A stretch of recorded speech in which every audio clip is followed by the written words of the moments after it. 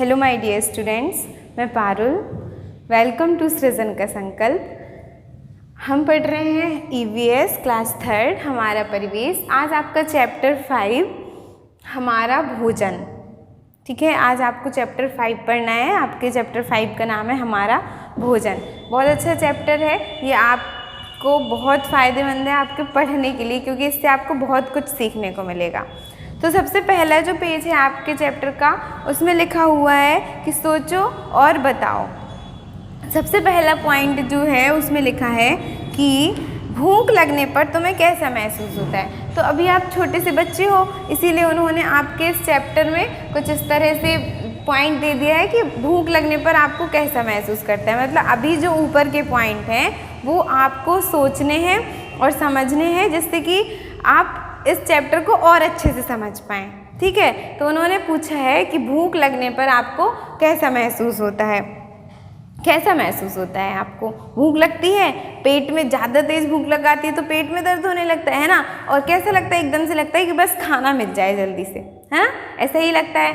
तो ये आपको सोचना है, उन्होंने सोचने के लिए कहा है, क्योंकि इस वजह से आपको चैप्टर और अच्छे से समझ में आएगा आगे का।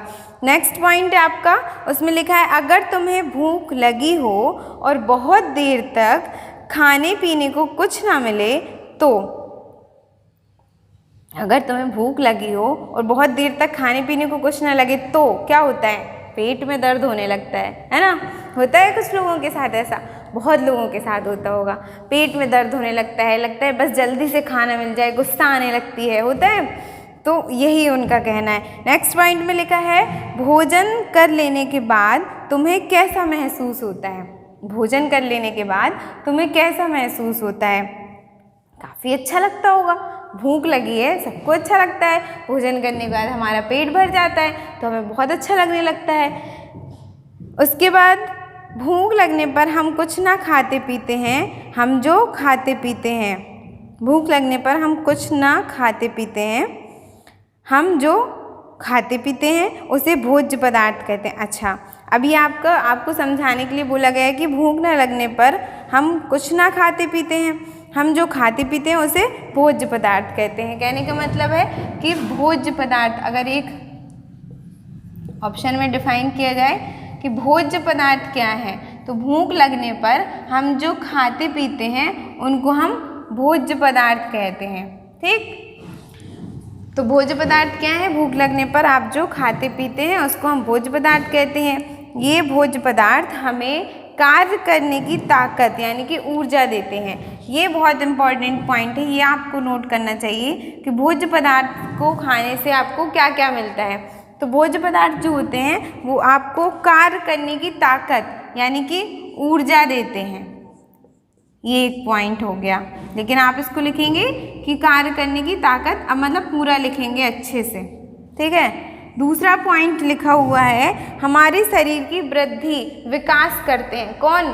भोज्य पदार्थ। तो भोज्य पदार्थ हमारे शरीर के लिए बहुत ज़रूरी हैं, ये हमें इस वीडियो में समझना है। क्या करते हैं? हमें ऊर्जा प्रदान करते हैं यानी कि ताकत देते हैं, और दूसरा है कि हमारे शरीर की वृद्धि करते हैं यानी कि विकास करते हैं। ठीक है, वृद्धि और विकास। ठीक, ये बहुत ज़रूरी पॉइंट हो गया आपका। तीसरा पॉइंट लिखा हुआ है हमें रोगों से यानी कि बीमारियों से बचाते हैं। रोगों से बचाते हैं, इसी को आप बीमारी भी कह सकते हैं। इससे क्या करते हैं? आपको बचाते हैं। ये कौन? भोज्य पदार्थ। भोज्य पदार्थ। तो भोज्य पदार्थ, अब आपका यहाँ पे एक क्वेश्चन और आंसर दोनों बन के आ रहा है कि भोज्य पदार्थ आपके लिए, आपके शरीर के लिए क्यों ज़रूरी है। क्योंकि भोज्य पदार्थ से हमें ऊर्जा प्रदान होती है यानी कि ताकत मिलती है, कार्य करने की क्षमता बढ़ती है। दूसरा पॉइंट है आपका वृद्धि यानी कि विकास होता है, और तीसरा पॉइंट है रोगों यानी कि बीमारियों से बचाते हैं। कौन? भोज्य पदार्थ। ठीक है, तो अब हमें ये बात समझ में आ गई कि भोज्य पदार्थ हमारे शरीर के लिए बहुत ज़्यादा ज़रूरी है लेना। ठीक, अब आपका नेक्स्ट पॉइंट में लिखा है तरह तरह के भोज्य पदार्थ। अब आपको यहाँ पे बताया जाएगा कि भोज्य पदार्थ कितने कितने तरह के होते हैं। ठीक, तो तरह तरह के भोज्य पदार्थ, अपनी बुक हमेशा खोल के बैठिएगा और अच्छे से आपको समझ में आएगा। लिखा है भोज्य पदार्थ हमारे शरीर का 3 रूपों में पोषण करते हैं। पॉइंट नोट करने के लिए है। भोज्य पदार्थ, अभी आपने पढ़ा कि भोज्य पदार्थ क्या है, अब हम पढ़ रहे हैं तरह तरह के भोज्य पदार्थ। कितने कितने तरह के भोज्य पदार्थ होते हैं, अब हम ये पढ़ रहे हैं। ठीक है, तो पहला पॉइंट है भोज्य पदार्थ हमारे शरीर का 3 रूपों में पोषण करते हैं। क्या होता है? पोषण होता है भोज्य पदार्थों के द्वारा हमारे शरीर में। कितने रूपों में? 3 रूपों में। 3 रूपों में हमारे शरीर का भोज्य पदार्थ पोषण करते हैं। इन गुणों के आधार पर भोज्य पदार्थ को 3 भागों में बांटा जा सकता है, जैसे कि अभी आपने पढ़ा है। ठीक है, वो 3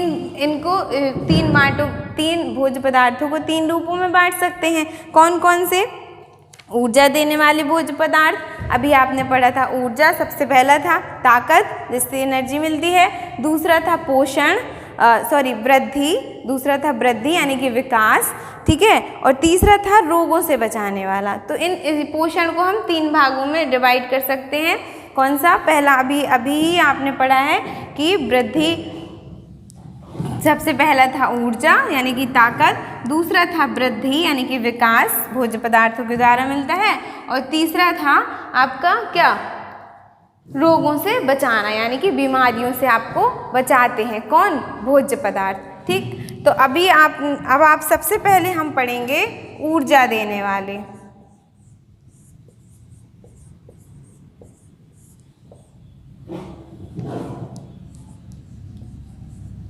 ऊर्जा देने वाले भोज्य पदार्थ।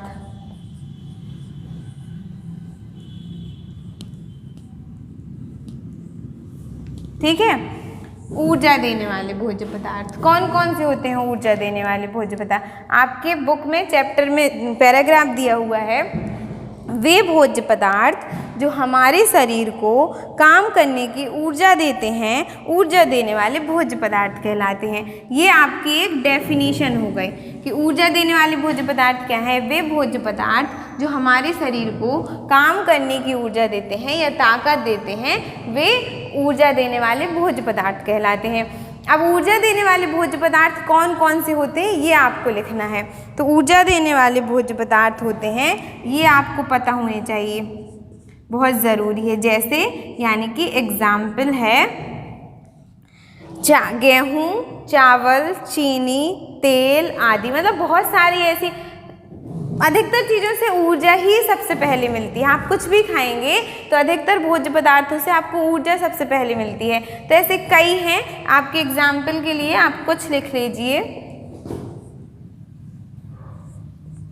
गेहूँ, चावल,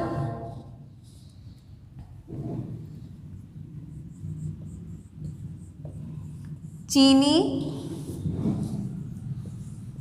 तेल, इनसे ज़्यादा ऊर्जा मिलती है। ऊर्जा सभी से मिलती है, रोटी खाओगे ऊर्जा मिलेगी, है ना। गुड़ खाएंगे, घी खाएंगे, दूध पिएंगे, अंडा खाएंगे, इन सभी से ऊर्जा मिलती है। तो वैसे तो ऊर्जा देने वाले भोज्य पदार्थ सभी अधिकतर होते ही हैं। ठीक है, लेकिन फिर भी आपको कुछ एग्जाम्पल पता होने चाहिए। ये क्वेश्चन बन के आ सकता है कि ऊर्जा देने वाले भोज्य पदार्थ कौन कौन से होते हैं? गेहूँ, चावल, चीनी, दूध, तेल इत्यादि।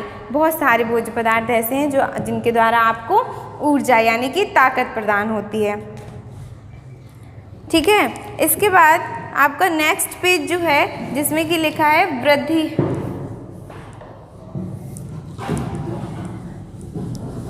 वृद्धि करने वाले भोज्य पदार्थ। तो वृद्धि करने वाले भी कई भोज्य पदार्थ हैं। ये भी आपका एक अच्छा क्वेश्चन बनेगा, ये भी याद रखने वाली चीज़ है ना। मैं कहती हूँ आपसे हमेशा कि क्वेश्चन अगर आपने stchapter अच्छे से पढ़ा है तो क्वेश्चन आपको बहुत जल्दी बन जाएंगे। तो नेक्स्ट पॉइंट हमारा है वृद्धि करने वाले भोज्य पदार्थ।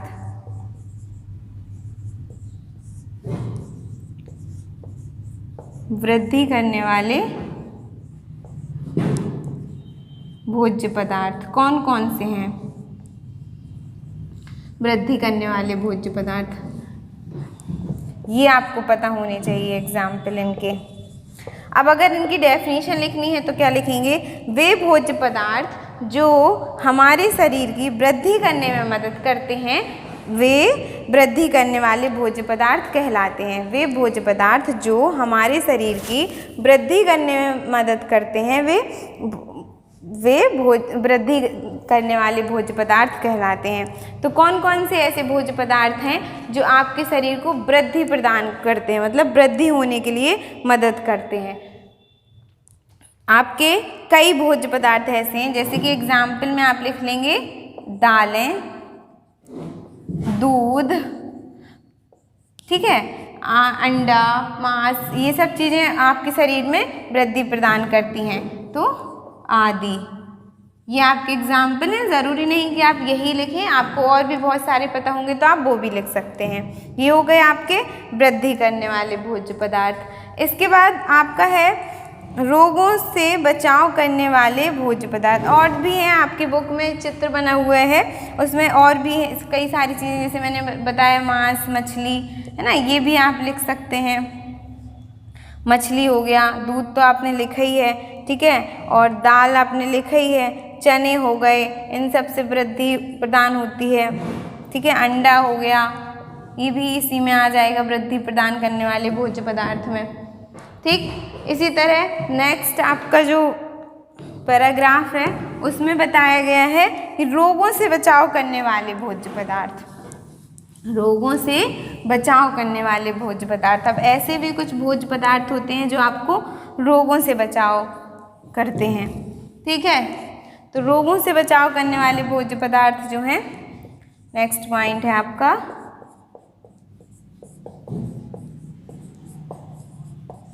रोगों से बचाव। कई भोज्य पदार्थ ऐसे हैं जो आपका रोगों से बचाव करेंगे। अब अगर आपकी इसकी डेफिनेशन बनेगी तो क्या बनेगी? वे पदार्थ जो हमारे शरीर को रोगों से बचाते हैं, रोगों से बचाव करने वाले भोज्य पदार्थ कहलाते हैं। ये इसका डेफिनेशन हो गया। रोगों से बचाव करने वाले भोज्य पदार्थ क्या होते हैं?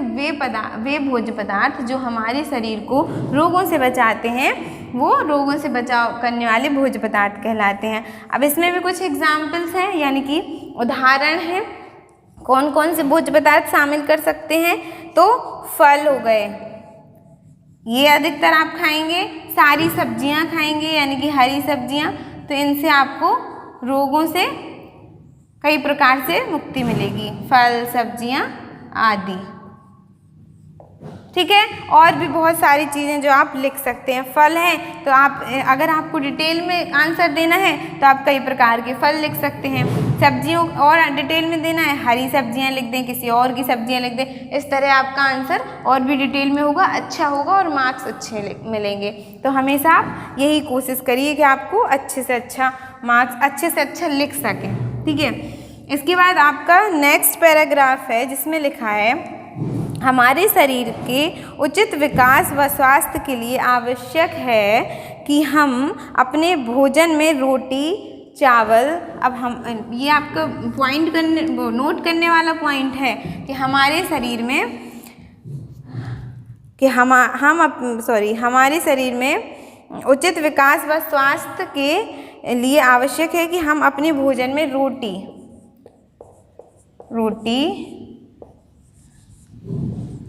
चावल,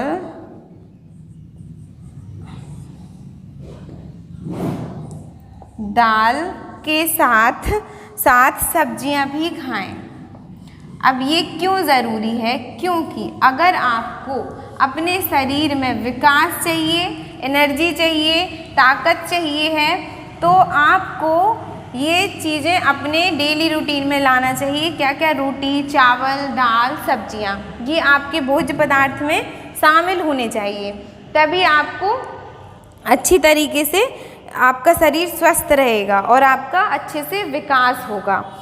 इसके साथ ही हमें फल व दूध भी लेने चाहिए, इसके साथ ही हमें फल व दूध भी शामिल होगा इसी लिस्ट में, ठीक है। इसके साथ ही आपको फल व दूध भी लेना चाहिए, ये भी आपके शरीर के विकास के लिए बहुत ज़रूरी है। तो आपने क्या सीखा आज कि रोटी, चावल, दाल, सब्जियां, फल व दूध, ये आप अपने डेली भोज्य पदार्थ में इन सभी चीज़ों को शामिल करेंगे।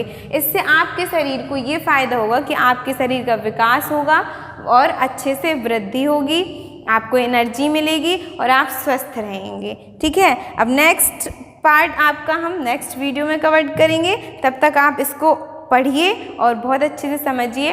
अपना खूब ख्याल रखिए। Thank you so much.